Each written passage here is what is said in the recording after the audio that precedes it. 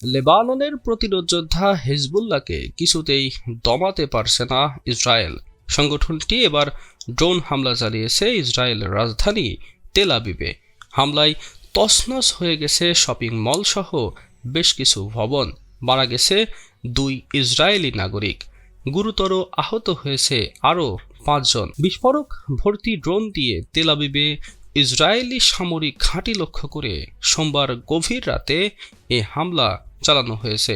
দেশটির সংবাদ মাধ্যম টাইমস অফ ইসরায়েল এমন খবর নিশ্চিত করেছে।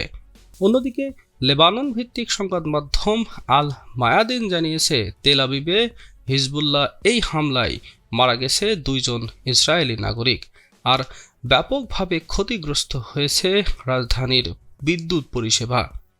গাজা ও লেবাননের হামলার প্রতিবাদে ইসরায়েলি ক্রমাগত হামলা করছে প্রতিরোধ যোদ্ধা হিজবুল্লাহ, আর এই হামলায় রাজধানী তেল আবিব সহ দেশটির বাণিজ্যিক শহর হাইফা ও সাফাতে দেখা দিয়েছে অর্থনৈতিক বিপর্যয়।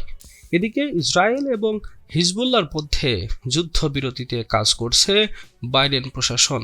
লেবাননের এক কর্মকর্তার বরাতে ব্রিটিশ সংবাদ মাধ্যম রয়টার্স বলছে, মার্কিন যুদ্ধবিরতির একটি প্রস্তাবে সম্মত হয়েছে লেবানন ও হিজবুল্লাহ।